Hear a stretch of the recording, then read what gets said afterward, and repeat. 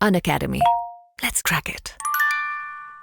अब India Afghanistan relation को हम देखें दोस्तों, तो इंडिया अफगानिस्तान रिलेशन दोनों के बीच में दोस्तों क्या थे आपके बेटर रिलेशन है। ये खां अब्दुल्ला खां आपने नाम सुना होगा, गांधी जी के साथ अच्छे संबंध। जो भारत में चल रहा आपका जो नेशनल मूवमेंट था उसका इन्होंने समर्थन भी किया था। हम देखें तो दोनों के बीच में दोस्तों 106 किलोमीटर की सिंधु घाटी के साथ इस समय की रिलेशन है। महाभारत में सुना होगा कंधार है ना, गंधार जो दुर्योधन की जो माता जी थी गंधारी, शकुनी मामा, वो सब यहीं से आपके थे। सिंधु से मौर्य साम्राज्य, बुद्ध हिंदू पारसी धर्म का पर इन्फ्लुएंस, बुद्ध का आपको बामियान मूर्तियाँ जो गिराई गई थी। अब्दुल्ला खान ने आपका खान साहब ने भारतीय समर्थन भी किया था।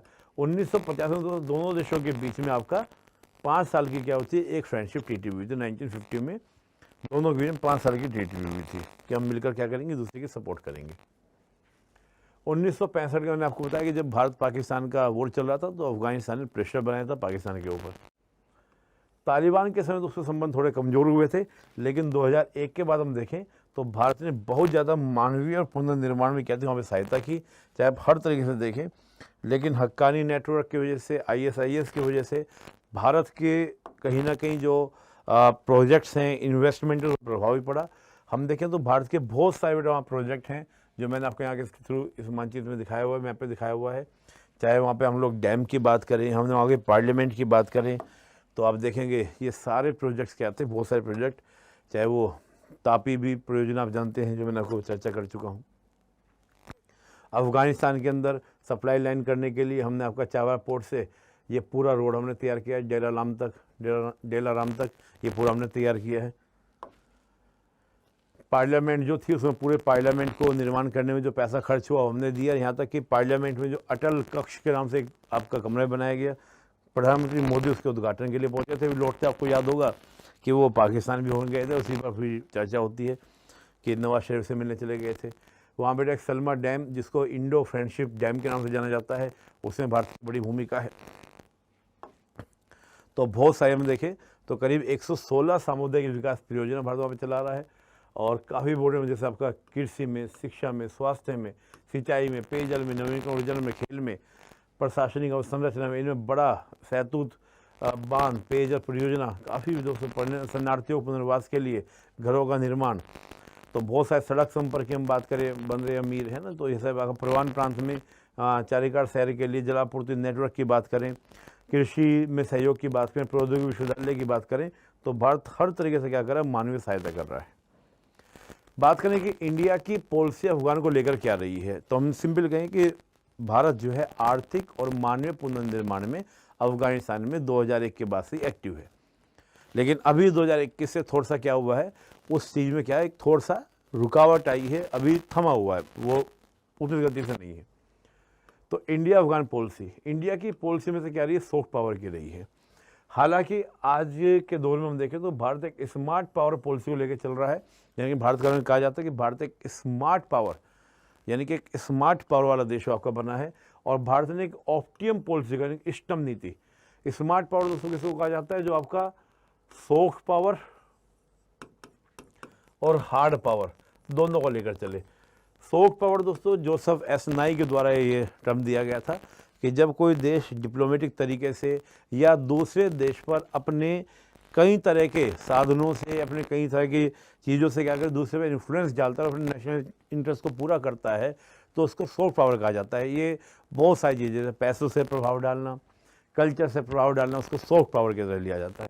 हार्ड पावर बेटा वो होता है कि जो अपने इंटरेस्ट को फुलफिल करने के लिए वोट से भी नहीं हिचके। शॉर्ट में बता रहा हूँ, बाकी तो बहुत डिटेल से। तो भारत की नीचे आज क्या है, आपका स्मार्ट पावर की तरह। जैसे भारत के सर्जिकल स्ट्राइक आपके हार्ड पावर की कैटेगरी में आते हैं।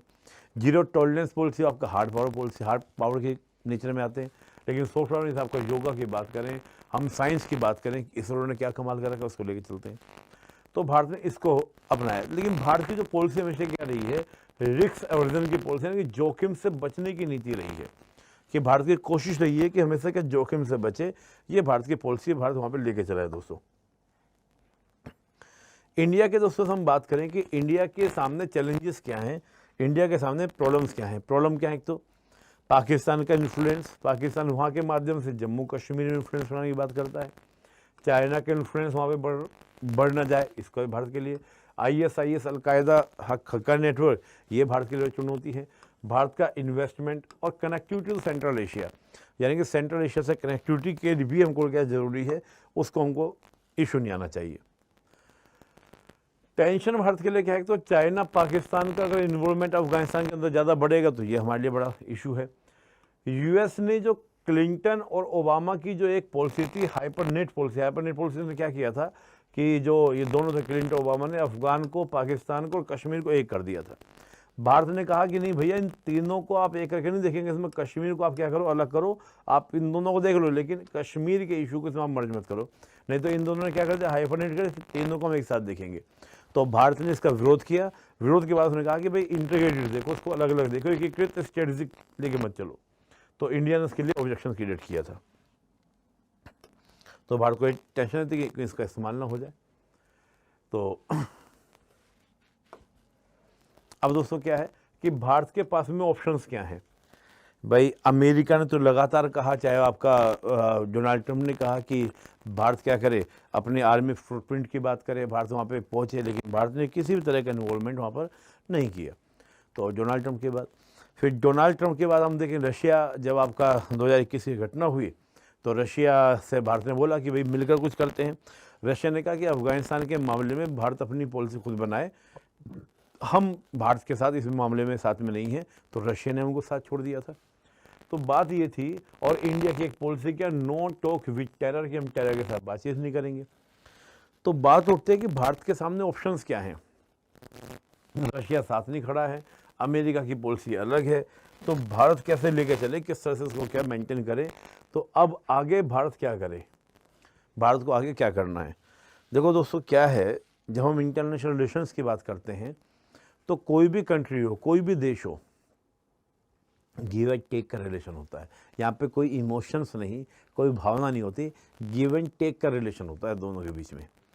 तो बात यह है कि हम तालिबान को क्या दे सकते हैं। अगर हम तालिबान से बात करें, हालांकि भारत का रुख जो रहा है वो भारत की जो पॉलिसी 90 के बाद ही हो गई थी, क्या प्रैग्मेटिव पॉलिसी। और मैंने आपको क्या बोला कि हम लोगों ने क्या बोला, मास्टरली इनएक्टिविटी पॉलिसी को लेकर चल रहे हैं, यानी कि जो भी पावर है उससे संबंध अच्छे बनाओ। तो रियलिटी में तो हमको हमारी जो पॉलिसी तो क्या होनी चाहिए, हम तालिबान से अच्छे संबंध बनाएं, अच्छे रिलेशन बनाएं, वही पॉलिसी हमारी होनी चाहिए। तो बात यह है कि अब भारत ऑप्शन क्या है, तो इंडिया जो है रिस्क अवर्जन की जो पॉलिसी है, जोखिम से बचने की जो नीति है, उसको अब छोड़े थोड़ा। एक तो कुछ विद्वानों का कहना है कि इस पॉलिसी को छोड़ना चाहिए। मास्टरली इनएक्टिविटी पॉलिसी के साथ साथ कुछ फॉरवर्ड पॉलिसी पर भी क्या किया विचार करना चाहिए कि नो रिस्क नो गेन, थोड़ा सा इस पर भी विचार होना चाहिए। और हालांकि अब यूक्रेन वॉर से हालात बदले हैं, रशिया का नज़रिया भी बदला है, चाइना का कॉन्फ्लिक्ट चल रहा है, तो एक बड़ा टिपिकल सा है, लेकिन थोड़ा सा भारत को भी अब निकलना पड़ेगा। हालांकि भारत की पॉलिसी फॉरवर्ड पॉलिसी की तरफ बढ़ रही है। आप देखें भारत जिस प्रकार से अर्मेनिया को वेपन देना, इसके बाद आपका फिलीपींस को ब्रह्मोस देना, तो ये वियतनाम के साथ ब्रह्मोस की टॉक होना, मतलब इस तरह की जो चीज़ें चल रही हैं, भारत का कहीं ना कहीं अब थोड़ा सा रिस्क लेने की क्षमता भारत बढ़ा रहा है अपना। और आप देखें जयशंकर जी के जो इन दिनों इंटरव्यू आप देखें लगातार रूस यूक्रेन मुद्दे पर, तो किस प्रकार यूरोप को कटघरे में खड़ा करना, ये सारी चीज़ें क्या दिखा रही हैं, भारत अब पुरानी वाली पॉलिसी धीरे धीरे बदल रहा है। अब भारत धीरे धीरे चले, भारत की जो हेजिटेशन की पॉलिसी रही है पास्ट को लेकर, उसको क्या ड्रॉप करे। जैसे अभी भारत का प्रधानमंत्री कहना कि हम लोग जो कॉलोनियल जो माइंडसेट उससे बाहर निकलेंगे। और देखिए अभी BBC की डॉक्यूमेंट्री के पर जो प्रतिबंध था, उसी का एक एग्जाम्पल की आप देख सकते हैं। भारत क्या करे, जो रीजनल वहाँ पे कंट्रीज हैं, यानी कि जो रीजनल पावर्स हैं, उनके साथ काम करे, और क्या करे, दिल्ली डायलॉग जैसी चीज़ों को क्या करे, बढ़ावा दे। एक भारतीय कर सकता है। Some sort communication with Taliban, ये बड़ा इंपॉर्टेंट बात है कि बातचीत करें। जैसे आप जानते होंगे कि हमारे सेक्रेटरी लेवल के जो ऑफिसर हैं वो गए भी, विजिट करने के लिए गए, विजिट करने वहाँ पर क्या आपका मिलकर भी आया, तालिबान से विजिट भी करने गए। अब भारत को बेटा क्या करना है, वेट एंड वॉच, यानी कि जब तक पूरा ग्लोबल सिनेरियो भी ख़त्म ना हो जाए, यानी कि जब तक ग्लोबल सिनेरियो क्लियर ना हो जाए कि कौन तालिबान को समर्थन दे रहा है, क्योंकि अभी पूरी दुनिया ने या किसी भी देश ने तालिबान की गवर्नमेंट को एक्सेप्ट नहीं किया है। तो अभी वेट एंड वॉच भारत करे कि ग्लोबल सिनेरियो क्लियर हो, कौन तालिबान के साथ खड़ा है, कौन सरकार को समर्थन दे रहा है, तब तक वेट एंड वॉच करे। लेकिन वेरी केयरफुल्ली क्या करे, जांच पड़ताल के साथ यानी कि कैलिब्रेटिंग अप्रोच को अपनाए, लेकिन क्या करे, बातचीत जरूर करे, शॉर्ट कम्युनिकेशन रखे, बिल्कुल तालिबान को अकेले न छोड़ दे ताकि पाकिस्तान और चाइना के लिए स्पेस ना बन जाए। यानी कि हल्का सा हम क्या करें, शॉर्ट कम्युनिकेशन रखे, तालिबान को ये महसूस रहे कि भारत जो है हमारे साथ बात करने में किसी तरह का कोई हेजिटेशन नहीं है दोस्तों।